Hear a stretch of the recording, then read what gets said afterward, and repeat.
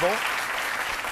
Aujourd'hui, comme je le disais d'entrée, nous allons parler d'innovation au niveau de plateformes qui permettent à l'Africain de se retrouver, de communiquer, d'échanger et de promouvoir tout ce qu'il a comme talent, tout ce qui est œuvre culturelle de l'Afrique.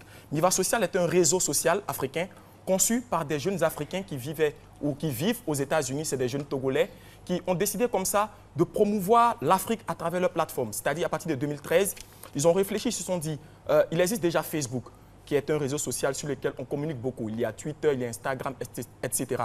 Mais nous, les Africains, est-ce qu'on ne pourrait pas créer quelque chose qui soit spécifique à notre culture? Parce qu'aujourd'hui, ce qui fait la notoriété des réseaux sociaux, c'est le nombre d'adhérents, le nombre de comptes.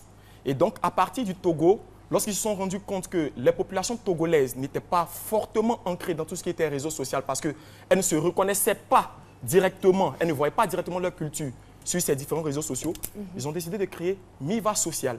Et aujourd'hui, Miva Social regroupe près de 250 000 membres à travers l'Afrique.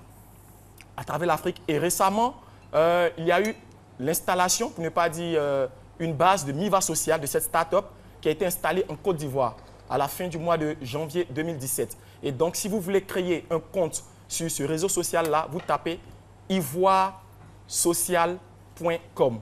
Vous aurez accès à la plateforme, vous créez votre compte et vous pourrez vous faire des milliers d'amis en Afrique et voir automatiquement, parce qu'à travers cette plateforme, vous pouvez voir tout ce qui est site de vente en ligne. Moi, je suis bien d'accord, mais en même temps, je me dis, à l'ère de la globalisation, de la mondialisation, de la Facebookisation, est-ce que ce n'est pas un peu trop sectaire? Il n'y a pas que Philo. Il faut partir d'abord d'un noyau. Voilà, si on le comprend bien, tous ceux qui ont créé les différents réseaux sociaux que nous connaissons, ils l'ont créé à la base pas pour se faire des sous. C'était peut-être pour pouvoir communiquer avec des amis. Et lui, pour ne pas dire ces jeunes-là, eux, ils se sont rendus compte qu'il fallait que d'abord l'Africain, parce que hier, nous étions à une conférence de presse où Soro Eloge, le DG de l'ANSUD, disait que pour que l'Afrique arrive, pour que la Côte d'Ivoire arrive à l'émergence, il faudra que nous tous passions à la numérisation. Donc, ils ont réfléchi, ces Africains-là, ils ont décidé de créer cette plateforme qui va d'abord réunir les Africains. C'est ensemble qu'on pourra étendre nos ailes au monde entier. Donc, ce n'est pas fermé à l'extérieur, ce n'est pas fermé à la mondialisation, mais ça débute d'abord par l'Africain. Voilà, c'est ce qui est typique à cette plateforme. C'est l'Africain d'abord.